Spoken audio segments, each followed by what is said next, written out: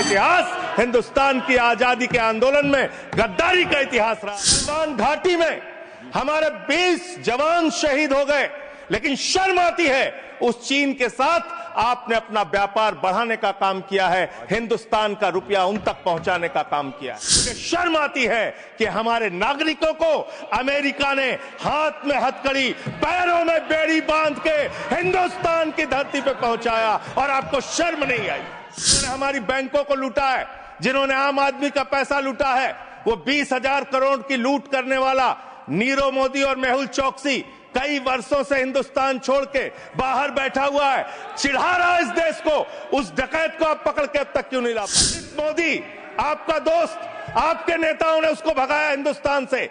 3,000 करोड़ रुपए हिंदुस्तान की बैंकों का लूट के विदेशों में बैठा, हिंदुस्तान के बैंकों का लूट के, हिंदुस्तान के आम आदमी का पैसा लूट के 9,000 करोड़ रुपए विजय माल्या विदेशों में बैठा हुआ है। मैं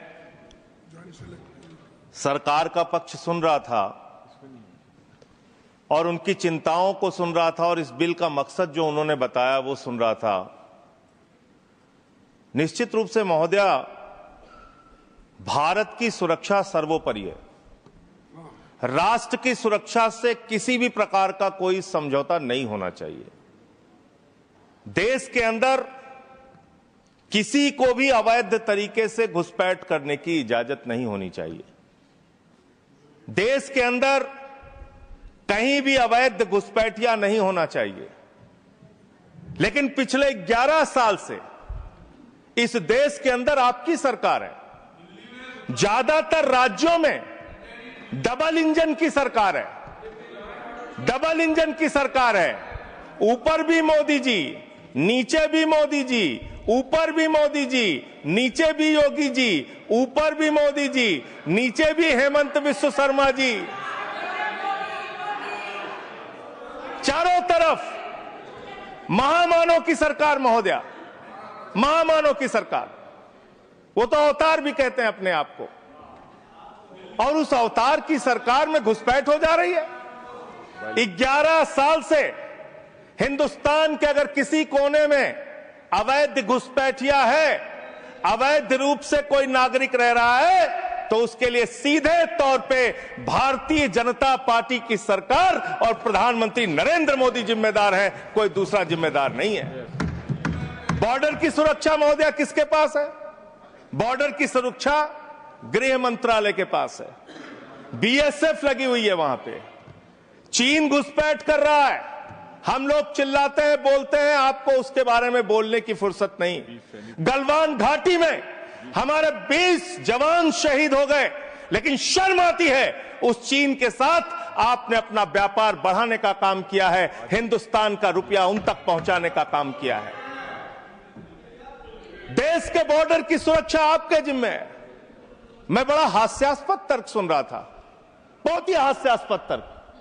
यहां टीएमसी के हमारे मित्र बैठे हुए हैं, कह रहे थे बॉर्डर लगा हुआ है बंगाल के साथ, बॉर्डर लगा हुआ है आसाम के साथ, त्रिपुरा के साथ। उस समय कांग्रेस की सरकार थी, टीएमसी की सरकार थी, फला थी, डिमका थी। आधार कार्ड बन गया, आधार कार्ड बन गया, इसलिए उसी आधार कार्ड ने सब गड़बड़ कर दिया। और उसी आधार कार्ड की वजह से एक बांग्लादेशी घुसपैठिया बंगाल से चला, आसाम से चला, त्रिपुरा से चला, झारखंड पार किया, बिहार पार किया, यूपी पार किया, दिल्ली आ गया। और ये बेचारे देखते रहे, इन्होंने कुछ नहीं किया।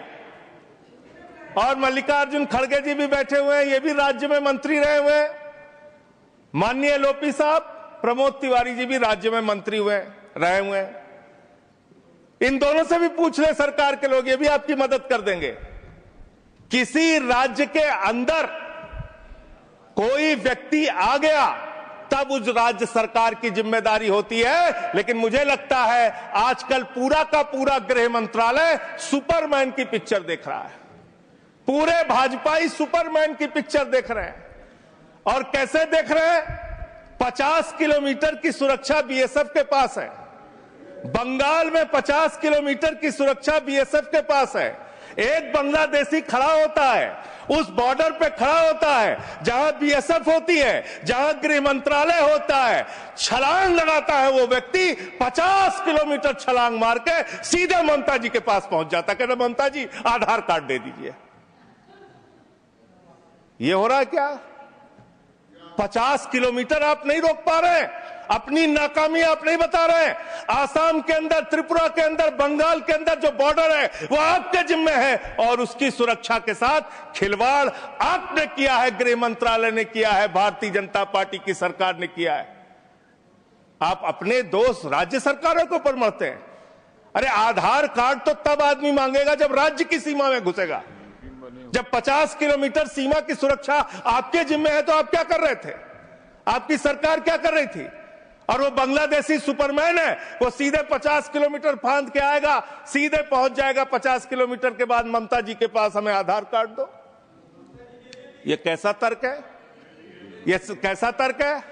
और आपने कहा भारत के अंदर कोई भी नागरिक अवैध पासपोर्ट, अवैध वीजा लेके नहीं रह सकता। लेकिन मैं दूसरी बात आपसे पूछना चाहता हूं, इसका मैं समर्थन करता हूं, बिल्कुल नहीं रह सकता। लेकिन जो हिंदुस्तान के डकैत आज विदेशों में बैठ के हमको चिढ़ाने का काम कर रहे हैं, जिन्होंने हमारी बैंकों को लूटा है, जिन्होंने आम आदमी का पैसा लूटा है, वो 20,000 करोड़ की लूट करने वाला नीरव मोदी और मेहुल चौकसी कई वर्षों से हिंदुस्तान छोड़ के बाहर बैठा हुआ है, चिढ़ा रहा है इस देश को। उस डकैत को आप पकड़ के अब तक क्यों नहीं ला पाए? जवाब दीजिए, क्यों नहीं उसका पासपोर्ट जब्त किया आपने? ललित मोदी आपका दोस्त, आपके नेताओं ने उसको भगाया हिंदुस्तान से। 3,000 करोड़ रुपए हिंदुस्तान की बैंकों का लूट के विदेशों में बैठा हुआ है, क्यों नहीं आज तक आप उसको वापस ले पाए? विजय माल्या 9,000 करोड़ रुपए हिंदुस्तान का लूट के, हिंदुस्तान के बैंकों का लूट के, हिंदुस्तान के आम आदमी का पैसा लूट के 9,000 करोड़ रुपए विजय माल्या विदेशों में बैठा हुआ है, आपको चिढ़ाता रहता है। तिहाड़ जेल की, माननीय तिहाड़ जेल की विषय पे ही बोल रहा हूं महोदया, विषय पे ही बोल रहा हूं, विषय पे इन्हीं लोगों से सीखा है, इन्हीं लोगों से सीखा है महोदया। वो Vijay Mallya, I am not eluding sir, I am not eluding madam, I am not eluding. मंत्री जी को बोलने तब दिया जाए जब मैं एल्ड कर रहा हूं। आई एम नॉट एल्डिंग मैडम। अगर बिल से बाहर ही बोल रहे हैं तो बिल से बाहर भी सुनने के लिए तैयार रहे। एकदम ठीक है, जब आपका मौका आएगा आप बोलिएगा। महोदया, हम लोगों ने टीवी चैनल पे खबर देखी, विजय माल्या आएगा, तिहाड़ के बैरक में रहेगा, यहां पे उसका रोका जाएगा, यहां उसको सजा दी जाएगी। टीवी चैनल वाले खबर चला रहे थे और ये लोग भी बोल रहे थे विजय माल्या को लाएंगे। 9,000 करोड़ रुपए की लूट करने वाला विजय माल्या आज विदेशों में बैठ के चिढ़ा रहा है। और एक ललित मोदी है, उसने कौन से देश की, संजय रावत जी मुझे तो नाम में भूल गया, बानुआतू की नागरिकता ले लिया उसने। उसने कहा 1 करोड़ रुपए जमा करो, बानुआतू चलो, बानुआतू चला गया। अरे हिंदुस्तान, नितिन संदेशरा 6,000 करोड़ रुपए हिंदुस्तान का लूट के विदेशों में बैठा हुआ है, आपको चिढ़ा रहा है।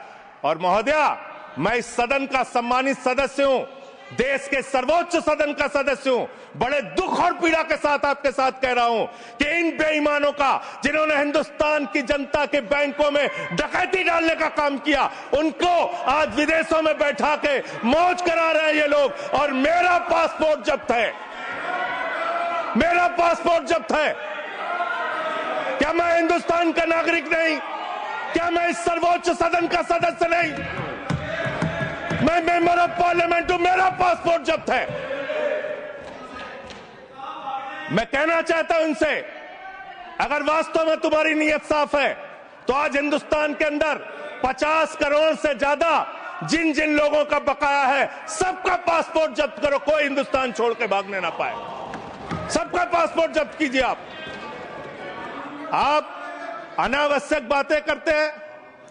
11 साल से आपकी राज्यों में सरकार, 11 साल से आपकी केंद्र में सरकार, और बांग्लादेशी घुसपैठिया आप नंबर नहीं बता पाते कितने भगाए आपने। आज बताइए कितने लोगों को आपने भगाया। कितने बांग्लादेशी घुसपैठियों को आपने हिंदुस्तान से भगाया 11 साल के अंदर? खाली राजनीति करते हैं। बंगाल का चुनाव आ रहा है, राजनीति शुरू। बिहार का चुनाव आ रहा है, राजनीति शुरू। अरे इससे ऊपर भी जाओ। और इन्होंने कितना बड़ा पाप किया वो भी बता रहा हूं, पूरे देश को सुनना चाहिए कितना बड़ा पाप किया इन्होंने। पंजाब के अंदर जो सीमा थी बीएसएफ के देखरेख में, उसको इन्होंने बढ़ा दिया, 50 किलोमीटर तक कर दिया। इसके साथ साथ इन्होंने tycoon profited after India relaxed border security rules for energy park.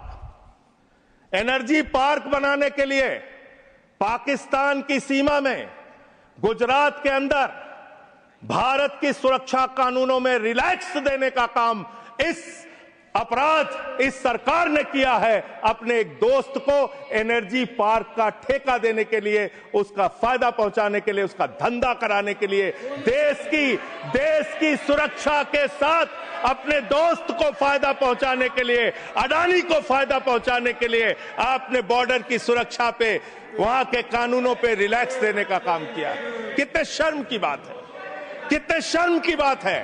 एक दोस्त के लिए देश की सुरक्षा के साथ आप समझौता करते हैं। आप बोलेंगे आप वो लोग हैं जिन्होंने हमारे भारत के नागरिकों का अपमान किया। अमेरिका ने 144 करोड़ की आबादी वाला हिंदुस्तान, दुनिया का सबसे बड़ा लोकतंत्र हिंदुस्तान, दुनिया में भारत की बात जब आती है तो राष्ट्रपिता महात्मा गांधी से हमारी पहचान, भारत की बात जब आती है तो गौतम बुद्ध से हमारी पहचान, बाबा साहब डॉक्टर भीमराव अंबेडकर के संविधान से हमारी पहचान। लेकिन मुझे शर्म आती है कि हमारे नागरिकों को अमेरिका ने हाथ में हथकड़ी, पैरों में बेड़ी बांध के हिंदुस्तान की धरती पे पहुंचाया और आपको शर्म नहीं आई।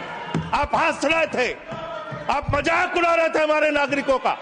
और हिंदुस्तान के अंदर जो हमारे नागरिक लाए गए अमृतसर के अंदर, उनको हथकड़ियां बांध करके जब उतारा गया, मान्यवर महोदया, जब उनको उतारा गया तो प्रधानमंत्री भी वहां उस वक्त थे, लेकिन उन्होंने सवाल नहीं खड़ा किया। जब उनको यहां उतारा गया, उसके बाद उनको कैदियों के वैन में बैठा के हरियाणा छोड़ा गया। ये कर रहे हो आप लोग, ये कर रहे हो आप लोग। बॉर्डर की सुरक्षा के साथ सबसे ज्यादा खिलवाड़ करने का काम इस देश में, घुसपैठियों को सबसे ज्यादा पनाह देने का अब पाप अगर किसी पार्टी ने किया है तो उस पार्टी का नाम है भारतीय जनता पार्टी, और उस सरकार का नाम है मोदी सरकार और उसका गृह मंत्रालय। फालतू की बातें मत करो, फालतू के बातें करना बंद करो।